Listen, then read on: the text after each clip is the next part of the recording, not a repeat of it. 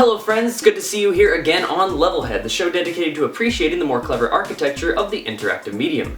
My name is Sunder, and today I'll be your guide as we ruthlessly take down a Russian mob boss following a psychotic hitman on his journey for revenge. Our game today is the lightning-paced, gore-strewn, neon run-and-gun Hotline Miami, an action and reaction top-down shooter developed by Denaton Games. This game initially appeared on PC in October of 2012, followed by Mac, Linux, and eventually PSN releases through the rest of 2013.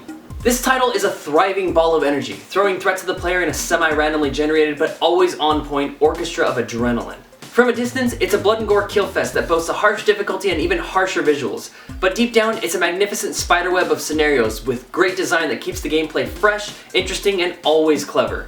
Though it was tough to pick just one level to examine, I narrowed it down to one of my favorites, Chapter 8, Push It. Hotline Miami is a piece of work, in a good way of course. One of the core elements of the gameplay is overloading the player with sensory information, whether it's through trying to make a head count of every enemy in the room, the blood flying everywhere from your kills, the bullets that cause those kills, the fast movement and character-centered screen, the Mode 7-esque sprite rotation, or the glaring neon colors that populate the foreground and the background. This barrage on the player's mind makes even simple situations require versatile or tricky maneuvers to pull off. This may sound like a bad thing, but rest assured it's what makes Hotline Miami such a bold and enjoyable game. Look at it this way, if the game were made to look like this, no real enjoyment would be derived from the layout of the chapters. Enemies would be lifeless and easily dispatched, and the biggest thing going for it would be testing your reflexes, and mildly at that. But as a matter of fact, Hotline Miami does look like this, and because of it, the game is just delightful. So Chapter 8, Push It. Starting out like many of the other chapters, you begin standing in front of your DeLorean at the door to the level. There's a stationary mobster standing right in front of the door, and as there's no other way in, this tells you something. Because he's close enough to be knocked down by the door right when it's open, it's made clear that doing so won't get you killed. Putting you in a breakneck twitch fight right at the start is unfair, and the devs want to give you a challenge, not a frustration. Bashing down the door and finishing him off, you're provided with a melee weapon to give you a push into the rest of the level. Taking a moment to scope things out, you see that you have 3 different paths. Initially, this dead body on the dance floor draws you straight down, but only death awaits you there. 3 gunmen stand just far enough away to make a frontal assault iffy at best. This prompts you to check the other 2 rooms before proceeding. The left room has a mobster sitting down and a dog. Because the mobster is sitting, you can't be sure what weapon he may have, so it's possible he might have a gun and can shoot you while you're taking the dog out. The right, however, has 1 lone mobster, and sitting or not, a well-aimed throw of your crowbar will knock him down and give you the room for free. The room below contains the second dog, but if you rush into it, you'll be blindsided by a wall of gunfire. This is that overload I was talking about before. With all the colors and details strewn about the level, coupled with the next room being your main focus, it's very easy to completely forget that these are windows and not walls. So instead, you take the mobster's gun and you use it to take the left room you had previously passed over. The room below this one has only 1 lone mobster, and with no dog to mess with you, a single well-aimed shotgun blast dispatches of the entire dance floor crew.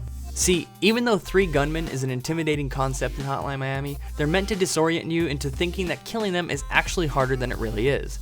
A careful aim can get rid of them all with no trouble if you just stop and focus for a moment.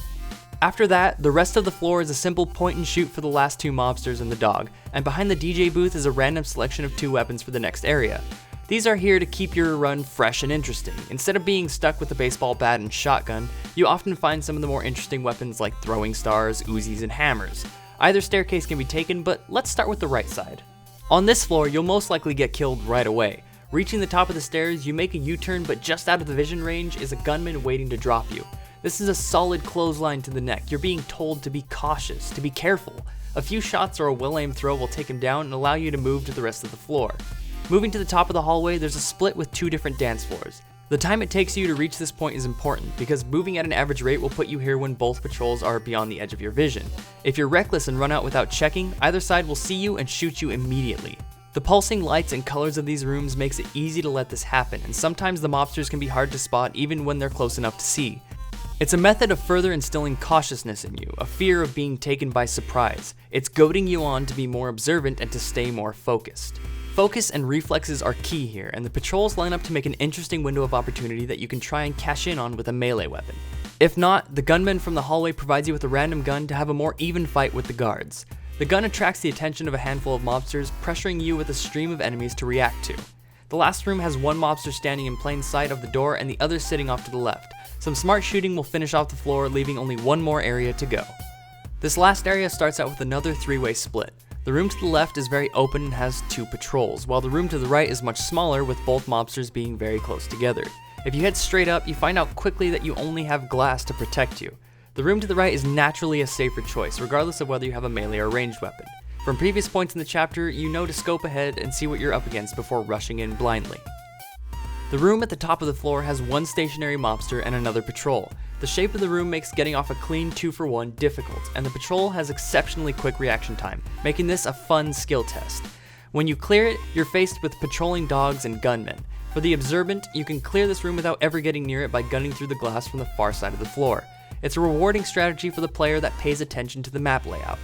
The last room to the bottom left is yours for the taking, finishing off the level and leaving you victorious. Hotline Miami is intense and fast-paced, but slowing down and taking a closer look reveals good planning and great design. Glaring, sharp-edged visuals and bursts of sound and color are not only an aesthetic here, but a design choice, to keep you off balance and on the edge of your seat. This game is intelligent, fun, and fresh, and deserving of all the praise it gets.